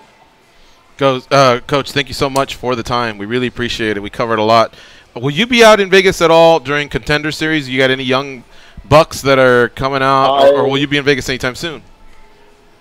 I will be there the Thursday, so I could do Friday. Man, Gerald that'd be great. July 6th and July 7th, AP's fighting. But I also am just one of our young men won on the LFA this weekend, and by choke. So I think they're going to give him a shot on Contenders. So I'll be out another time. I love coming by the show. Yeah, that way we can dive into open scoring, because I want to pick your brain a little bit more about that and so many other things. But for sure, to thank you at least for your time now. Safe travels to Chicago, and good luck to both your guys at UFC 295 this weekend. And thanks for not throwing salt in my Liverpool wound. You got it, man. I kept my word. All right. Take care, Coach. All right, take care. Bye. All right, we'll see you. All right. That's Duke Roufus, man. Solid cat, huh? Awesome guy. He's so much fun to have on the show. And you're right, like, maybe 2-3 minutes into the interview, I was already thinking, man, I wish he was just sitting here. I saw the clock. I saw the clock, and I go, wow, I want to cover so many things. He's great. And I thought if we keep him through the commercial, which he was gracious to do, and we come back, the clock was still going to be ticking.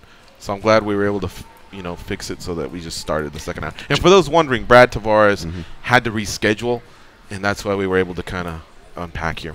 Junkie Trivia, first show that Dan Tom had to co-host was Duke Roufus was the lone guest. It was me, Goes, and Duke Roufus was the lone guest that day, if you remember that. Oh, what was I? I don't know what happened. I randomly I wasn't even planning to. Was that the day you brought the cupcakes? Yeah, I was just planning to stop by and drop you guys off cupcakes and you say hi and peace out. I wasn't even planning to even stick around, much less co-host. I don't know what happened with you that day, but Goes was like, hey, can you sit down for a second? And I was like, what? Yeah, I was the lone ranger, and then he came in with cupcakes, and I go, hey, MMA, you don't want to sit down? And he just co-hosted it. But the coach is on the phone. Yeah. Oh, okay. Yeah. All right. Yeah, it's always fun talking to Coach Roufus, and he's right. Gym of the Year, Coach of the Year, and then Paul Felder, Analyst of the Year. So there are some. He's got the Roufus Sport connection, or family, I should say. They have three different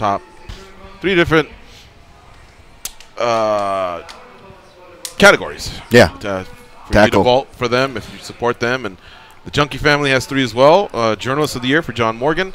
Best MMA Programming for Junkie Radio, and Best Media Source, MMA Junkie. We should take a break. Let's do that. You're listening to MMA Junkie Radio on Sirius XM, Rush 93. Stay close. We'll be right back. We can take your calls, so get in the queue at 866-522-2846.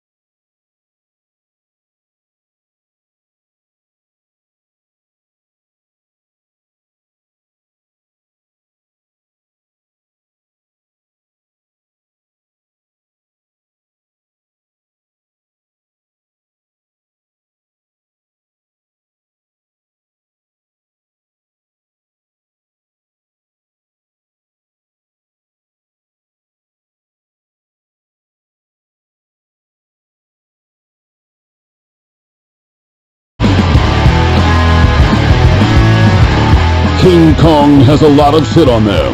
Like a lot, especially Goes. Here are Gorgeous George and Goes. If you play fantasy sports, SiriusXM has a channel just for you. Listen to Fantasy Sports Radio to hear expert advice from top fantasy baseball and fantasy football analysts.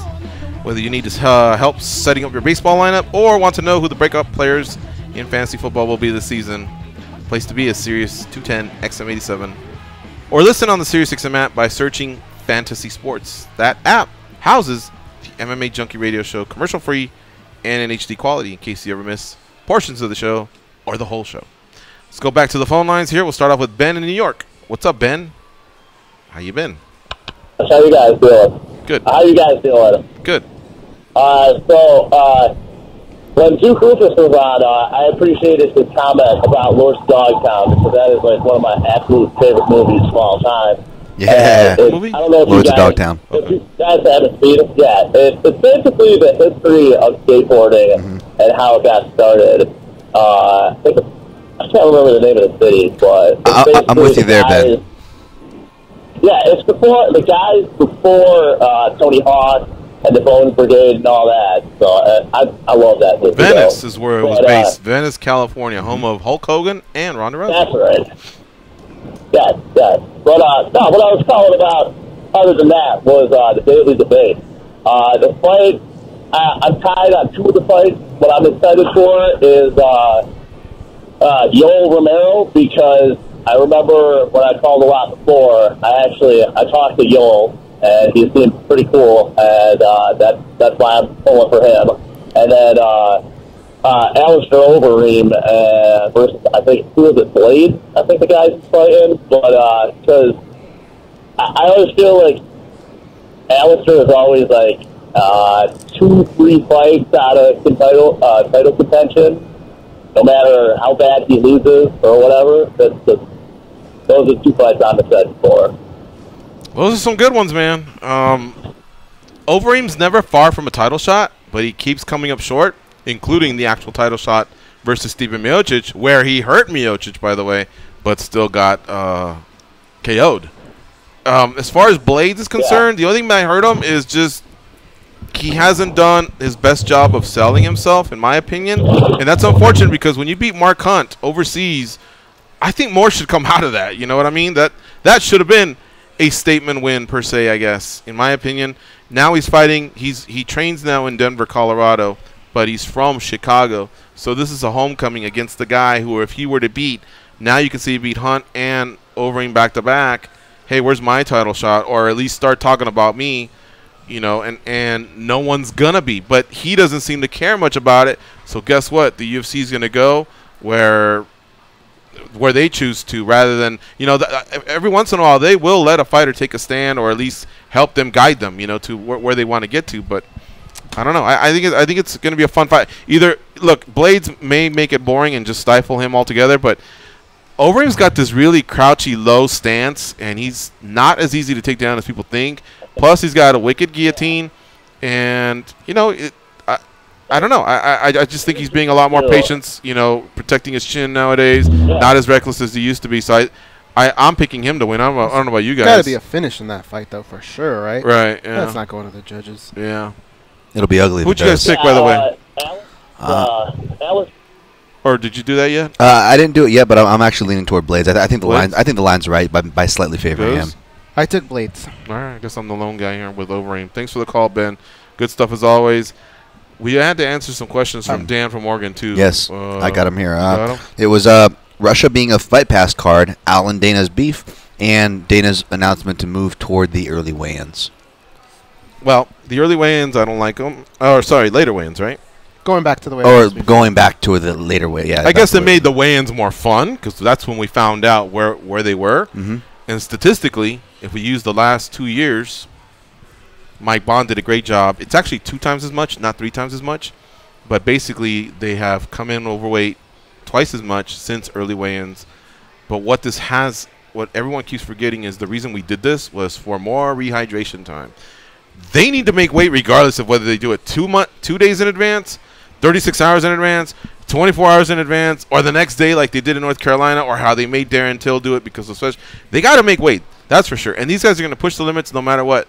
But the more rehydration you can give him, I think the better for the athlete and, well, yeah, for the athlete. I mean, unless the UFC wants more KOs and they want less of a rehydrated brain, not just the body itself, but the brain, then I guess I see that point of view. But that would be a silly and unprofessional point of view. I just think that they either need to move it to 48 hours or just penalize the fighters so that they need to take the morning weigh-ins more serious. I don't know, but I don't like that part of it. As far as Al Iaquinta, I mean he's having a discussion. I wouldn't say he's having a meltdown. Like I don't remember what the word he used was, but it wasn't a blow up or a tirade that much. He's just making his points. Here's what I think it sounds like. For one, Al does seem a bit difficult at times. Al apparently probably got offered this fight, and he just wants more money. And he's saying, you paid me more money to fight Khabib. But, duh. I mean, the UFC was in a pickle, so Al had leverage. So I think that's why I don't know if they ripped up his contract or just gave him a bonus for that one and said, well, no, they had actually given him a new contract that he was very happy with. But to do this, I think they probably give him something in addition to. So I don't know if Al feels like, hey, I want to stay at that level. To his credit, he rose to the occasion. He fought valiantly, and I always felt like he was one of those fighters that, in a way, has promoted himself, and he should be getting paid better. But if he feels like because of that, now he's at a new tier, hey, it's the same thing UFC's trying to tell Nate Diaz. You're at that tier when you fight Conor McGregor. Otherwise, we revert back to something else. Either it's your original contract or we talk new terms, but you don't just stay there. Because then otherwise, all these fighters would be there. Imagine if Johnny Hendricks could still go, I want that money I was making when I was on top. I mean, you don't get that. So hopefully they can figure it out. But going public, that does seem to be Al's way. It has worked at times, so maybe that's his style, and that I'll leave to him. But he always has a little bit of leverage because he's a fighter that doesn't necessarily have to fight to make ends meet. Yeah. So that's why I think he's more vocal. Just don't want him wasting some of his better years where he could really, really make a run. I'd forgive him for that loss to Khabib. For one, Khabib's never lost.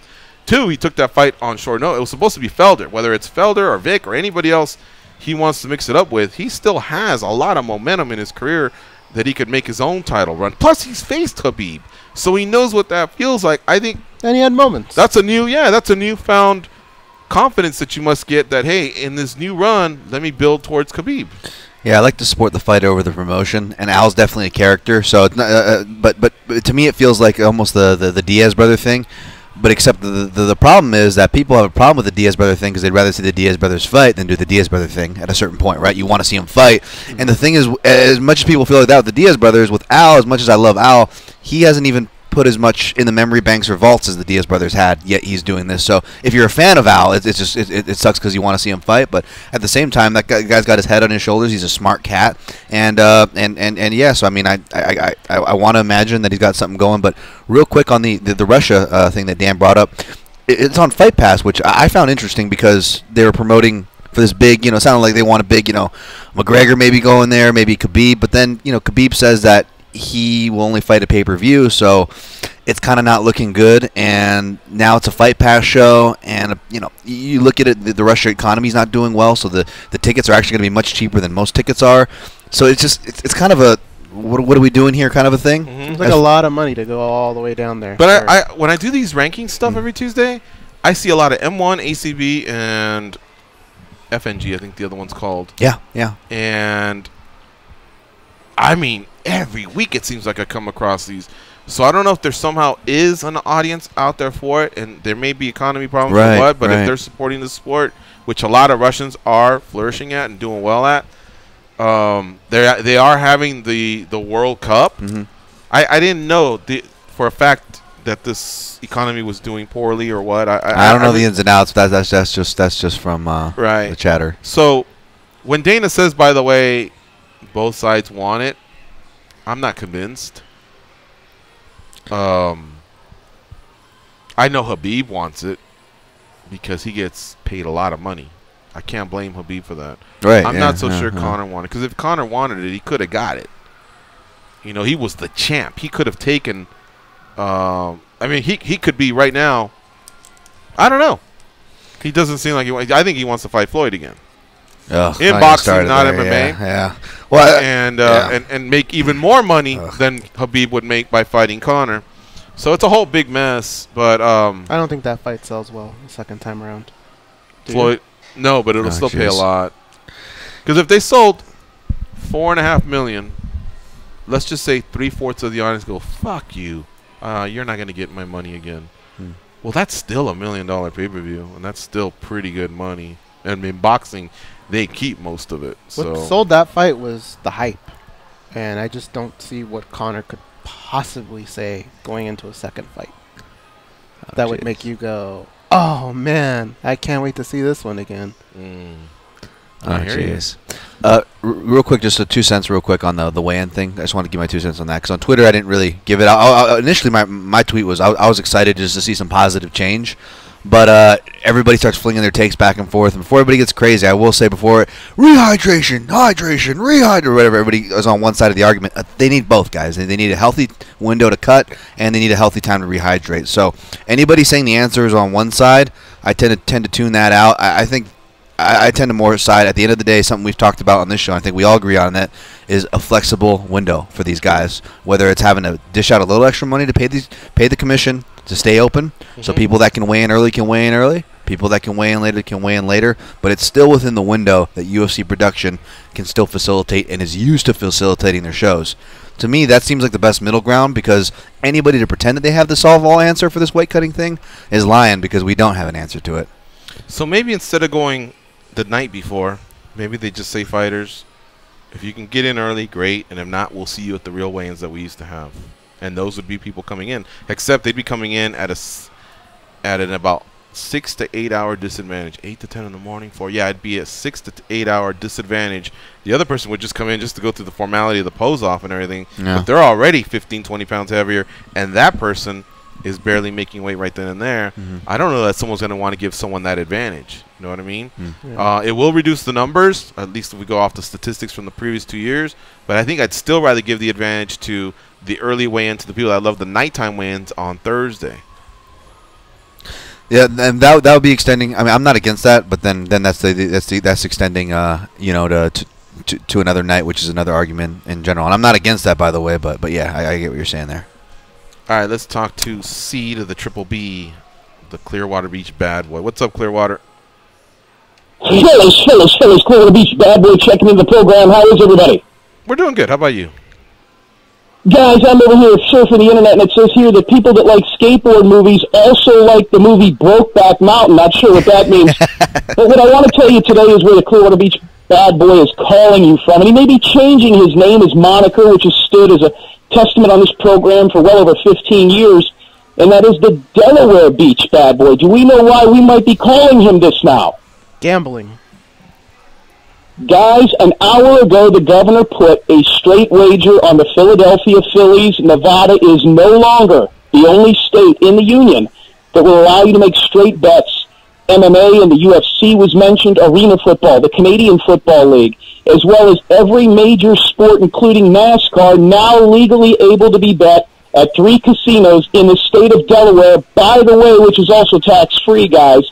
This is huge, and let me tell you why. The Clearwater Beach bad boy was out in Vegas, and I want Goes' take on this, because he's big into the economy and the lifestyle in Nevada, is that we do not have to park in these states. So when you pull into a casino, there's no $10 parking fee. There's no $40 a night fee for internet. The amount of overhead to be able to come here and bet on sports is incredible. Mississippi is about 2 weeks behind. West Virginia, probably about a month. Pennsylvania, about another month. And New Jersey, maybe days or hours behind. Guys, you're going to be able to legally sports bet in 5 states.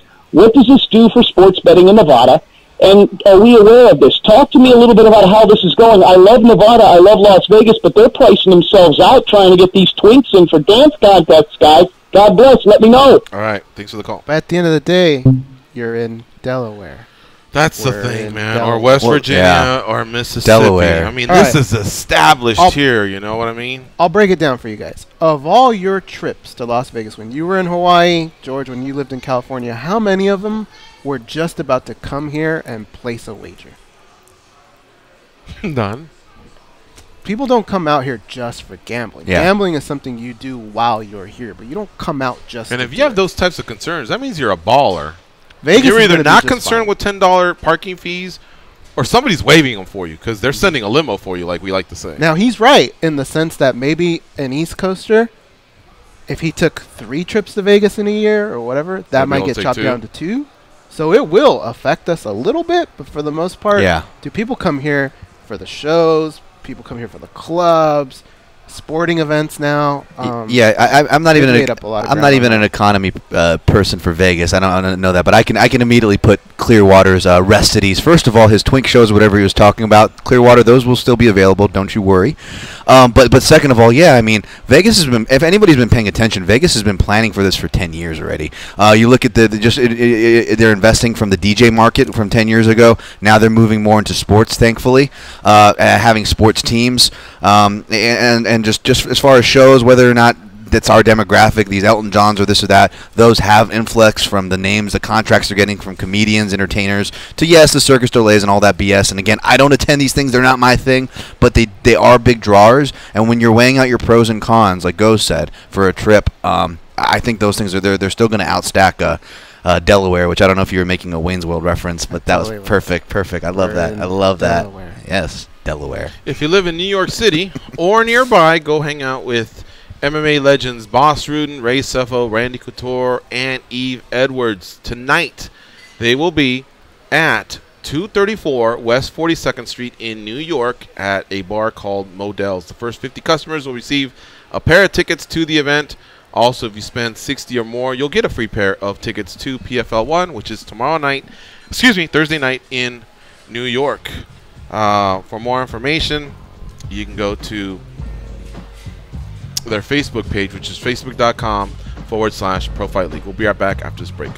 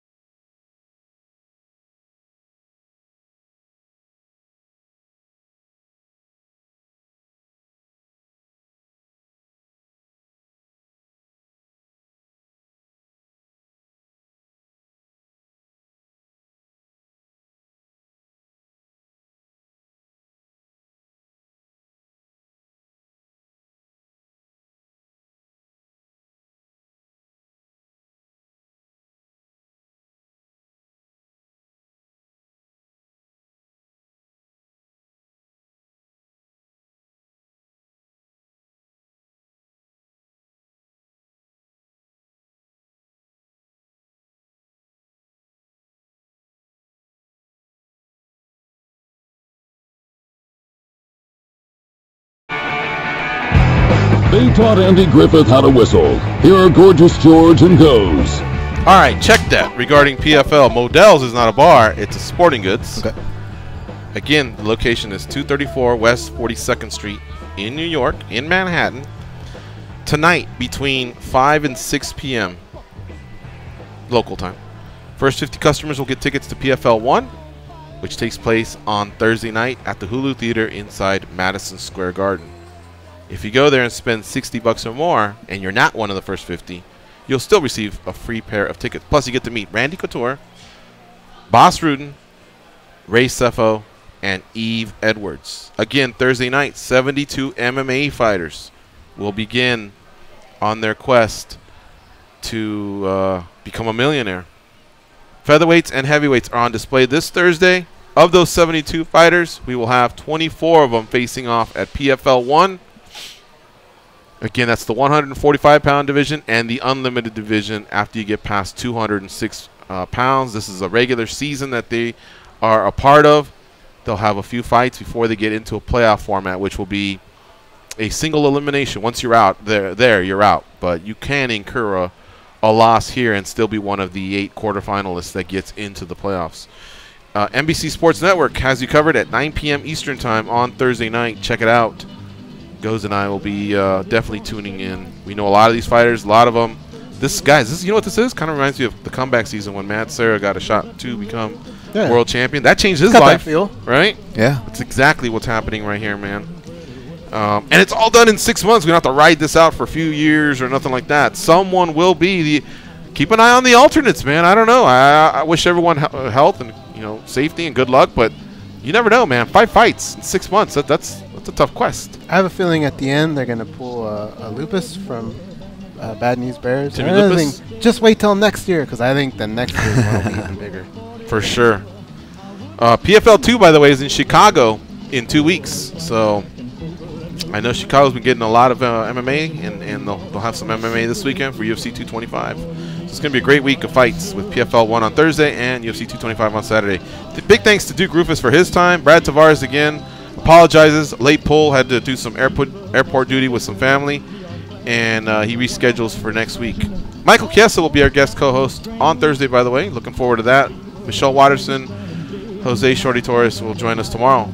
For Danny and Dan and Goes, I'm George. Have yourselves a nice day. We'll see you all next time. Go out there and be a champion.